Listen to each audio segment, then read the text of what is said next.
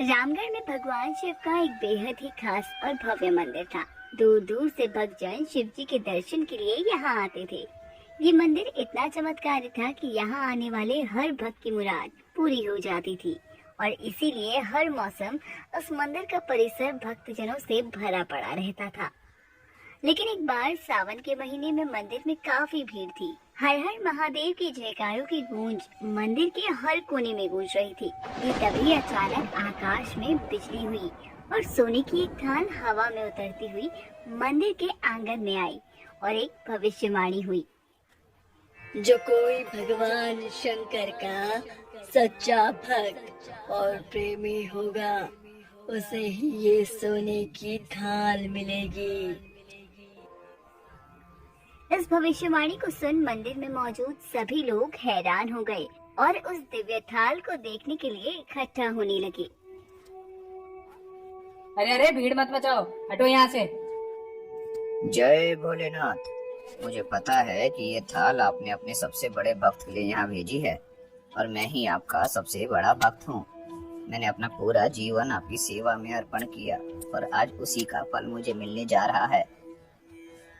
देखिए, मैं प्रतिदिन महादेव का अभिषेक करता हूँ, उनका ध्यान करता हूँ। मैंने बिना महादेव की पूजा किए कभी अन्न ग्रहण नहीं किया। ऐसे में मैं ही भोलेनाथ का सबसे बड़ा भक्त हूँ, इसलिए यह थाल तो केवल मुझे ही मिलना चाहिए। ये कहकर जैसे ही महंत ने उस थाल को अपने हाथों में लिया, वो थाल पीतल की हो गई। अरे ये क्या, ये थाल तो पीतल की हो गई। हाँ देखो तो जरा, कैसे ये सोने का थाल पीतल में बदल गया। मैंने तो सुना था कि मंदिर के महंत कोई दिनों तक मंदिर में महादेव का ध्यान करते हैं। सब दिखावा है दीदी, किसने देखा है इन्हें ध्यान करते हुए। अगर वाकई ये महादेव के सच्चे भक्त होते तो ये थाल सोने का न रहता। लोगों की ऐसी बात सुनकर महंत बड़े लज्जित हुए। उन्होंने शर्म से उस थाल को उसी स्थान पर रख दिया और वहां से अपने कक्ष में चले गए। महंत के जाते ही एक एक कर वहां मौजूद सभी पंडित खुद को आजमाने लगे और एक एक कर थाल को अपने हाथ में लेने लगे। लेकिन वो थाल किसी के भी हाथ में आकर सोने का न रहता। किसी के हाथ में वो थाल पीतल तो किसी के हाथ में तांबे का हो जाता। कमाल की बात है, इतनी पूजा पाठ के बाद भी हम में से कोई भी महादेव का सच्चा भक्त नहीं है। मुझे लगता है अब गांव वालों को इस थाल को उठाकर देख ही लेना चाहिए, आखिर पता तो चले कि महादेव का सच्चा भक्त है कौन। मंदिर के पंडित आपस में बात कर ही रहे होते हैं कि तभी उस नगर का राजा भी सोने की उस थाल को देखने के लिए मंदिर में आ जाता है। रुकिए, ये थाल महादेव ने सिर्फ मेरे लिए भेजी है। मैंने आज तक महादेव के मंदिर में बड़ी भारी दान दक्षिणा दी है। ऐसे में महादेव का आशीर्वाद ये मेरे लिए है, तो इसे अब मैं ही हाथ लगाऊंगा। इतना कहकर राजा आगे बढ़कर थाल उठाने लगा और जैसे ही राजा ने उस थाल को उठाया तो वो थाल तांबे का हो गया। ये कैसे संभव हो सकता है? मुझे लगा था कि मैं महादेव का सबसे बड़ा भक्त हूँ, लेकिन ये थाल तो तांबे में बदल गई। थाल के तांबे में बदलते ही राजा का सारा घमंड चकनाचूर हो गया और वो भी थाल को अपने स्थान पर रखकर एक तरफ जाकर खड़ा हो गया। राजा के बाद एक से बढ़कर एक दानी महात्मा और भक्त मंदिर में पधारे और हर किसी ने एक एक कर थाल उठाया। लेकिन पहले की तरह ही किसी के हाथ में थाल तांबे का तो किसी के हाथ में लोहे का हो जाता। हे भगवान, हम तो कितनी पूजा पाठ करते हैं पर हम भी महादेव के सच्चे भक्त नहीं। हाँ दीदी, बताओ तो जरा, मैं तो 16 सोमवार का भी व्रत रखती हूँ, तब भी भगवान खुश नहीं हुए मुझसे। हम तो छोड़ो, इस गांव में लगभग सभी लोगों ने इस थाल को हाथ लगा लिया है, लेकिन किसी एक के हाथ में भी ये थाल सोने का न रहा। उस थाल को उठाकर सभी को इस बात का एहसास हो जाता है कि उनमें से कोई भी महादेव का सच्चा भक्त नहीं है। उसी गांव में एक रमेश नाम का किसान भी रहता था, जो गरीबी में अपना गुजर बसर करता था।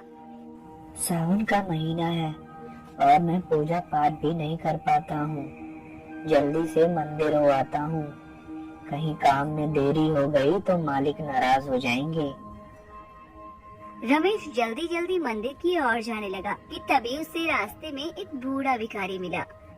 बेटा, कुछ पैसे दे दे बेटा, 2 दिन से कुछ नहीं खाया। बाबा पैसे तो नहीं है मेरे पास, लेकिन ये खाना मैं अपने लिए लाया था, ये तुम खा लो। बेटा, तुम अपने खाने मुझे दे रहे हो? आज के जमाने में कौन खुद का खाना दूसरों को देता है? बाबा मैं दिन में नहीं तो रात को खा ही लूंगा, लेकिन आप 3 दिन से भूखे हैं, तो ये खाना आप ही खा लीजिएगा। भगवान भगवान तेरा भला करे बेटा। रमेश उस भिखारी को अपना खाना देकर महादेव के दर्शन के लिए मंदिर की ओर बढ़ जाता है। मंदिर में जिस थाल की इतनी चर्चा है उसके बारे में रमेश ने भी सुना था, लेकिन रमेश इस पर ध्यान दिए बिना मंदिर पहुंचा और महादेव को जल चढ़ाया, उनकी पूजा की और परिक्रमा करके अपने काम पर लौटने लगा। अरे रमेश भाई, तुमने उस सोने की थाल को उठाकर नहीं देखा? अरे भाई, मैं तो कभी पूजा पाठ भी नहीं करता, महीनों में एक आध बार मंदिर आ पाता हूँ, मैं काहे का सच्चा भक्त। रमेश भाई, हम तो देख चुके हैं, हमारी भक्ति तो 2 कौड़ी की भी नहीं है। एक बार तुम भी हाथ लगा लो, क्या पता वो सोने की थाल ही मिल जाए। नहीं भैया, जब मंदिर के सबसे बड़े महंत के हाथ में वो सोने का थाल, सोने का ना रहा, तो मैं उनके आगे क्या ही हूँ। मुझे नहीं लगाना किसी थाल को हाथ। अच्छा ठीक है, सोने की थाल के लिए ना सही, लेकिन उस थाल पर हाथ लगाकर ये तो पता चल ही जाएगा कि तुम्हारी भक्ति में कितनी सच्चाई है। लोगों के बहुत आग्रह करने पर रमेश उस थाल को उठाने के लिए मंदिर में वापस जाता है और जैसे ही रमेश उस थाल को उठाता है तो लोगों के आश्चर्य का ठिकाना नहीं रहता। रमेश के हाथों में सोने का थाल रोशनी से चमचमाने लगता है। देखो वो थाल कैसे चमचमा रहा है।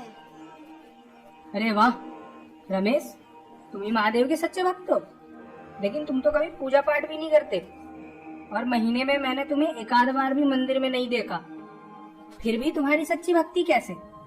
हमें भी बताओ, कैसी भक्ति करते हो तुम जो महादेव तुमसे इतने प्रसन्न है? पंडित जी, आप बिल्कुल ठीक कह रहे हैं, मैं कोई भक्ति नहीं करता, मैं केवल दिन भर खेतों में काम करता हूँ और थोड़ा समय निकालकर जरूरतमंद लोगों की मदद कर देता हूँ। इसके अलावा मैं कोई ऐसा काम नहीं करता जिससे महादेव मुझसे प्रसन्न हो। अच्छा, तो तुम लोगों की मदद क्यों करते हो? सुकून, दूसरों के चेहरे पर मुस्कान देखकर मुझे जो आनंद और खुशी होती है उसे मैं बयां नहीं कर सकता। शायद यही कारण है कि महादेव मुझसे प्रसन्न है। एक गांव में एक हरिया नाम का गरीब किसान अपने परिवार के साथ रहता था। वो दिन रात मेहनत करके किसी तरह अपने परिवार का गुजारा करता था। किसान के परिवार में उसकी पत्नी बिमला और बेटा श्याम उसी के साथ रहते थे।